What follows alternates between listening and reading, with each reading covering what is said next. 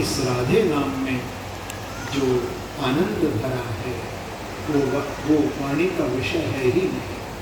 वो तो जो गाएगा उसको स्वयं इसका आनंद प्राप्त होगा।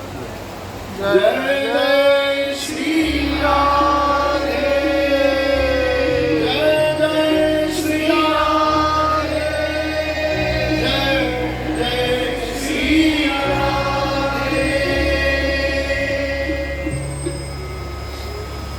उद्धव जी को विदुर जी महाराज ने कहा कि उद्धव विदुर आप जाइए हरिद्वार में और वो ज्ञान आप ज्ञान भूमि में प्राप्त करें। तो विदुर जी महाराज आए हरिद्वार में मैत्री जी के आश्रम पर और आकर के उनसे अनेक प्रकार की चर्चा हुई। सुखाय कर्माणि करोतु मृतो नति सुखम वान्यत पाप प्रवम पाप। अनेक प्रकार के प्रश्नोत्तर हुए। सृष्टि का क्रम वर्णन किया जिसमें बताया कि भगवान की नाभि से कमल, कमल के फूल के द्वारा ब्रह्मा और ब्रह्मा जी ने मानसी सृष्टि में अपने 4 पुत्रों को उत्पन्न किया, सनत, सनंदन, सनातन और सनत कुमार। फिर जब उन्होंने सृष्टि को आगे नहीं बढ़ाया तो ब्रह्मा जी को थोड़ा क्रोध आया, तो ब्रह्मा जी की प्रकृति से भगवान रुद्र का जन्म हुआ। रुद्र भगवान, रुद्र माने शिव, शिव ब्रह्मा की प्रकृति से पैदा हुए रुद्र। रुद्र भगवान ने भी सृष्टि में भूत सृष्टि को पैदा किया। सुखदेव जी महाराज कहते हैं तो ब्रह्मा जी को प्रसन्नता नहीं हुई, फिर 10 पुत्र सृष्टि में 10 ऋषि उत्पन्न किए, भृगु, वशिष्ठ आदि। पर फिर भी सृष्टि का जब विस्तार नहीं हुआ तो ब्रह्मा जी एक दिन प्रसन्न मन से बैठे थे। ब्रह्मा जी ने अपने शरीर के 2 भाग किए, एक भाग मनु और दूसरा शतरूपा। तो दोनों की सुंदर जोड़ी देखी, दोनों का पाणी ग्रहण कराया और कहा कि आप सृष्टि को आगे विस्तार करें। तो मनु जी ने ब्रह्मा जी को कहा कि आप मुझे पृथ्वी ला करके दें, ऐसा प्रश्न किया था। अब ब्रह्मा जी सोच में पड़ गए। ब्रह्मा जी ने कहा कि पृथ्वी तो वो हिरणाक्ष, हिरण्यकशिपु हिरणाक्ष थे ना, ये हिरणाक्ष सारी पृथ्वी को वसीम करके रसातल में ले गया। तो कहां से लाए? ब्रह्मा जी सोच में पड़ गए। तो ब्रह्मा जी को छींक आई तो नासता से कीड़ा निकला और भगवान बंदे बराह, बोलो महादेव भगवान की। भगवान ब्रह्मा जी की प्रार्थना पर गए और हिरणाक्ष से युद्ध हुआ। भगवान ने हिरणाक्ष से युद्ध करके पृथ्वी को प्राप्त किया और लाकर के ब्रह्मा जी को दी। ब्रह्मा जी ने मनु जी को दी और मनु जी ने ना मैथुनी सृष्टि में अपने 5 संतान को उत्पन्न किया। कौन कौन थे?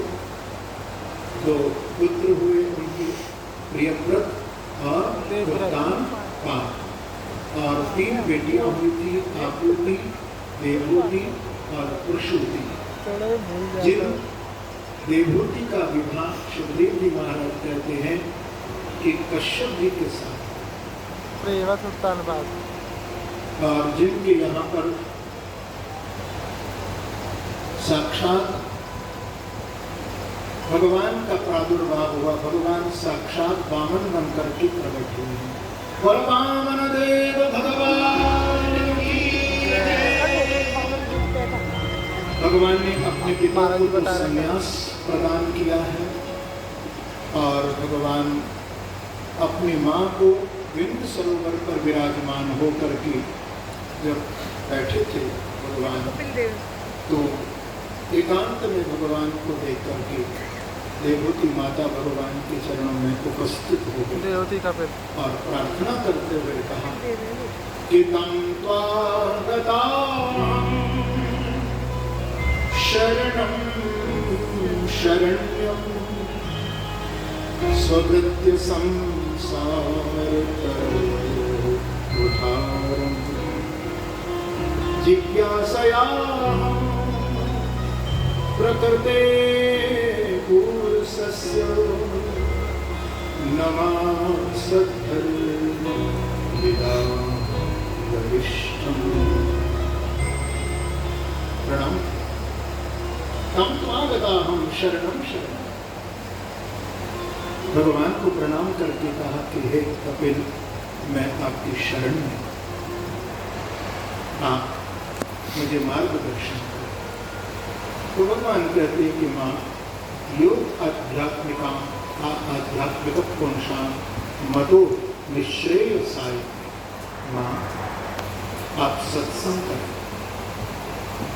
बोले किसका? किसका सत्संग करें? संत का स्वरूप क्या है? कोई संत का वेश होता है क्या? नहीं।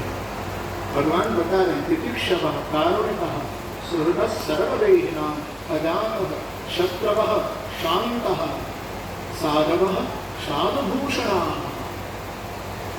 भगवान कहते हैं जो तितिक्षा है जिनके अंदर करुणा है, जिनके अंदर दया है, जिनके अंदर समदर्शिता है, ये महापुरुष है। मां सतां प्रसन्नान् मम वीर संविदो भवन्ति हृतकर्ण रसायना तथा। देखिए संत की पहचान आपको हम बता दें, प्रेम से करो श्री राम। आपको बड़ी सीधी सादी बात है। भागवत में भगवान बता रहे हैं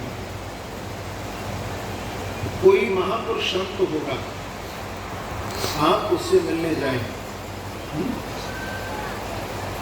तो आप देखना संत भगवत चर्चा ही करेगा।